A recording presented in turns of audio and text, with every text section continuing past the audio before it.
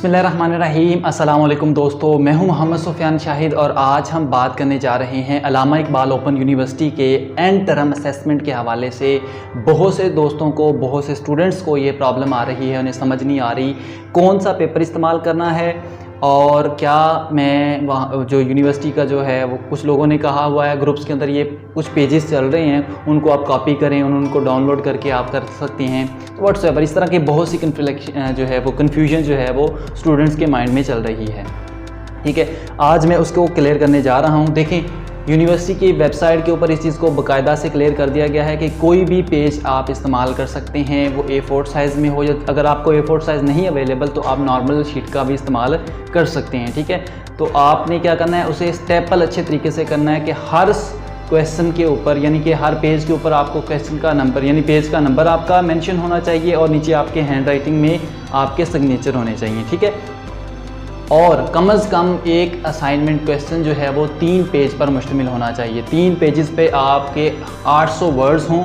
अगर आपके 800 वर्ड्स नहीं होते तो वो आप 4 पेज पर भी शिफ्ट कर सकते हैं। ठीक है, कम से कम 800 से 1000 वर्ड्स के करीब आपका एक सवाल होना चाहिए। अब देखें, यहाँ पर ओपन यूनिवर्सिटी है, इनके तमाम तर सवालात इस तरह से डिज़ाइन किए जाते हैं ताकि बच्चे की मेंटेलिटी को चेक किया जाए कि वो इस नज़रिए को, मुख्तलिफ नज़रियात जो होते हैं उसके बारे में पूछा जाता है कि बच्चे के इस पॉइंट ऑफ व्यू के बारे में क्या नज़रियात हैं। कुछ वो आप बुक से भी हेल्प ले सकते हैं, इंटरनेट से भी आप हेल्प ले सकते हैं। जहाँ से भी आपने वो सवाल राइट डाउन किया है उसका आपने रेफरेंस भी देना है। एंड ऑफ दी जो आपका असाइनमेंट होगा उसके एंड पर आपने उसका रेफरेंस देना होगा ताकि जो चेक करने वाला है उसे पता चल जाए कि बच्चे ने कहाँ से इसको लिखा है और क्या उसका रेफरेंस है, सोर्स कहाँ से है।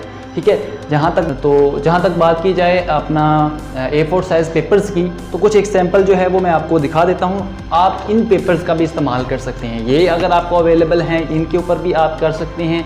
इसके अलावा आपको मैं एक पिक्चर जो है वो आपको दिखा रहा हूँ, जो साइड पे आपको नज़र आ रही है। यहाँ पर मुख्तलिफ स्टाइल्स के जो है क्वेश्चन पेपर जो हैं जो आपको नज़र आ रहे हैं, इनमें से भी कोई भी आप इस्तेमाल कर सकते हैं, यानी जो भी इसमें से अवेलेबल है।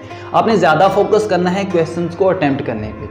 और यहाँ पर एक चीज़ जो स्ट्रिक्टली उन्होंने मेंशन की है वो ये है कि आपकी ये वाली असाइनमेंट, आपकी पुरानी असाइनमेंट, यानी जो आपने पहले असाइनमेंट की थी, फर्स्ट असाइनमेंट और असाइनमेंट नंबर 2, इन दोनों को कंपेयर किया जाएगा। अगर आपकी हैंड राइटिंग उससे मैच होती है तब आपको जो है वो क्लियर किया जाएगा, अदरवाइज़ आपको कॉपीराइट का मसला बन जाएगा। ठीक है, तो इस चीज़ से आपने अवॉइड करना है और जो आपने लिखा है उसमें आपने अपना डेटा लिखना है, किसी को शेयर नहीं करना। ठीक है, किसी के साथ आपने शेयर नहीं करना। आंसर शेयर होने की सूरत में भी कॉपीराइट का इशू आ सकता है। तो होप्स हो कि बहुत सी बातें जो हैं वो आपको क्लियर हो चुकी होंगी।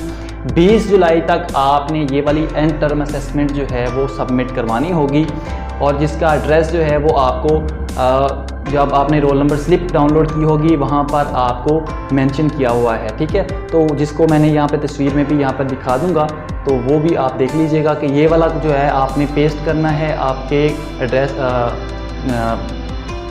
एनवेल्प के ऊपर। ठीक है, जिसके आपने सिंगल एनवेल्प के अंदर, यानी कि ये तमाम असाइनमेंट, ये जो आपकी असाइनमेंट है ये तमाम सिंगल आपने इन्वेल्प के अंदर, यानी एक लिफाफे के अंदर तमाम असाइनमेंट को डाल के आपने भेजना होगा। ठीक है, और जो यहाँ पर एक खूब और बात है वो ये है कि जब आप सेंड करेंगे तो आपने वो जो कोरियर सर्विस है, आपने रसीद जो है वो संभाल के रखनी है। रसीद गुम होने की सूरत में प्रॉब्लम हो सकता है। मे बी आपकी जो असाइनमेंट्स हैं, ये जो एंड टर्म असाइनमेंट है वो वक्त पे ना पहुंचे, तो आपको क्लेम करने के लिए आपके पास वो रसीद होनी चाहिए कि इस डेट को मैंने ये वाली एंड टर्म असाइनमेंट जो है वो सेंड कर दी थी, लेकिन बाय चांस जो है वो नहीं पहुंची, तो उसके लिए आपके पास रसीद का होना बहुत ज़रूरी है। तो रसीद को आपने संभाल के रखना है, ये आपके पास एक सबूत होगा।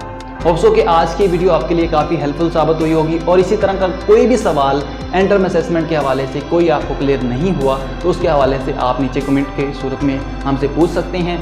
तो होप्स हो कि मैं तमाम सवालों के जवाब जो हैं वो दूँगा। मिलते हैं अपनी नई वीडियो के साथ, तब तक के लिए अल्लाह ने।